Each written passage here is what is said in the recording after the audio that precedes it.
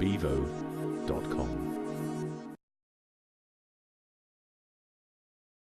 Whether you're an entrepreneur or a CEO of a multinational company, one of your jobs is to identify the next large market opportunity and align your corporation or yourself with that trend.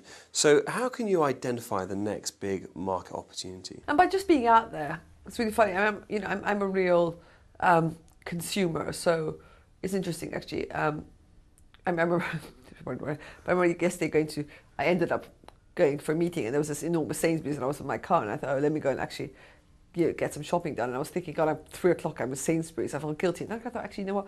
As I'm going through these aisles, I'm looking at products, and I'm looking at packaging, I'm looking at branding.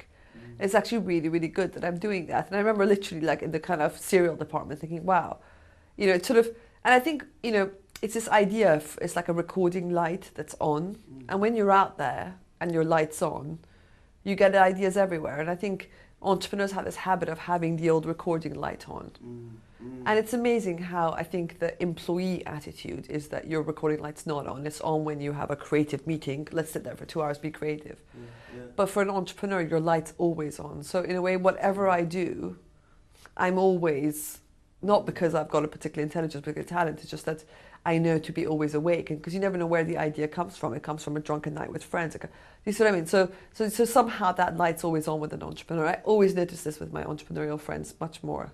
Yeah, it's interesting because I've got a lot of friends as well who, like you say in your book, it's all about action because, the amount of times I get, friends come up to me and they say, oh, I can't believe I had this brilliant idea, and then somebody else is doing it and they got all frustrated. But that's why you say action is the most important thing. Yes, I think that's the thing about that, sort of the people who say, oh, I had the idea, someone else did it, not really entrepreneurs. The entrepreneurs are the ones who've actually done it, the implementers, which is why we come back to implementation.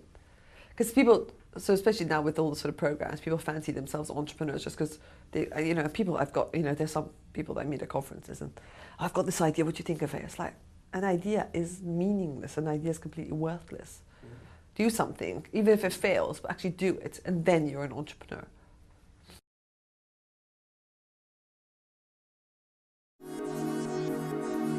bevo.com